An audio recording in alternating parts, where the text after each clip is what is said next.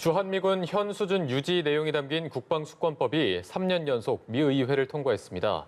하지만 임기를 얼마 안 남긴 트럼프 대통령이 거부권 행사를 예고했는데요. 전 세계에 배치된 미군의 유연성을 강화하겠다는 취지입니다. 이처럼 강화되는 미국의 전략적 유연성이 어떤 방식으로 전개될지 신세롬 기자가 보도합니다. 28,500명, 미 상하원이 압도적으로 통과시킨 2021 회계년도 국방수권법에 명시된 주한미군 규모입니다. 해외 주둔 미군의 감축을 원하는 트럼프 행정부 시도를 막기 위해 미 의회는 제동을 걸 수 있는 조항을 국방 예산 편성의 근거가 되는 국방수권법에 지난 2018년부터 반영해 왔습니다. 하지만 의회의 압도적인 찬성에도 해당 법안은 제동이 걸렸습니다. 임기를 얼마 안 남긴 트럼프 대통령이 거부권 행사를 예고했기 때문입니다. Plan to veto the NDAA. Don't have a timeline for you on that, but he does plan to veto it. One of the provisions of concern is provisions about troop withdrawal and deployment in Afghanistan, South Korea, and Germany. 트럼프 행정부 내에서 주한미군 규모는 공공연히 방위비 협상 카드로 거론돼 왔습니다. 지난 10월 한미 안보협의회 공동성명에서는 12년 만에 주한미군 현 수준 유지 문구가 빠지기도 했죠. 하지만 국방부는 해당 문구 삭제가 주한미군 감축을 의미하는 것은 아니라는 입장입니다.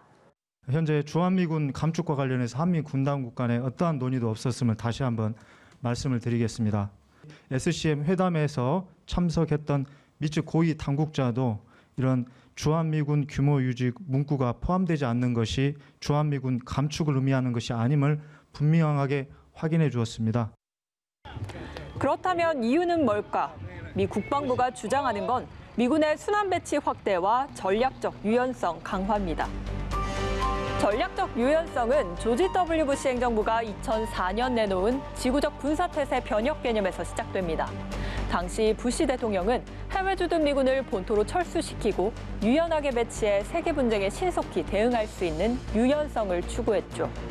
도널드 트럼프 행정부 역시 역동적인 전력 전개 개념으로 이를 발전시켜 유사시에 전력을 기동 투입하는 것을 추구합니다. 실제 미군의 전략적 유연성과 관련한 기류 변화는 최근 곳곳에서 감지되고 있습니다. 마크 밀리 미 합참의장은 지난 3일 개인적 견해를 전제로 한국과 걸프 지역 미군의 주둔 방식을 재검토할 필요가 있다고 언급했는데요. 영구적 주둔보다 순환적이고 일시적인 주둔을 더 선호한다며 주둔 비용 문제와 또 미군 가족 위험을 그 이유로 들었습니다. 이달 초 미국의 B-1B 전략 폭격기 2대가 본토에서 일본 인근을 거쳐 괌까지 12,000여 킬로미터에 이르는 장거리 비행에 나서고 또 지난 10일에는 주한미군에 배치된 고공 정찰기가 남중국해와 대만 상공까지 출동해 임무를 수행했는데요. 모두 전략적 유연성 강화 의지가 반영된 미군 운용 전략이라는 해석이 나옵니다. 그렇다면 다음 달 들어설 바이든 행정부는 어떨까요? 전문가들은 방식은 좀 더 젠틀해지겠지만 이미 군사 전략의 변화, 즉 전진 배치된 미군의 재조정은 시작됐다고 진단합니다.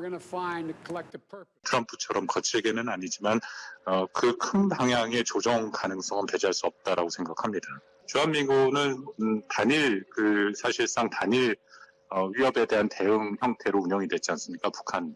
그걸 좀 넘어서서 중국 견제까지도 활용할 수 있도록 그렇게 재편하겠다, 재조정하겠다는 뜻은 분명해 보입니다. 결국 주한미군의 재배치가 아주 먼 이야기는 아니라는 겁니다. 또 향후 중국 견제를 위한 미국의 전략적 유연성이 강화되는 가운데 우리의 선택이 당면 과제로 떠오를 가능성도 남아 있습니다. 연합뉴스TV 신세롬입니다.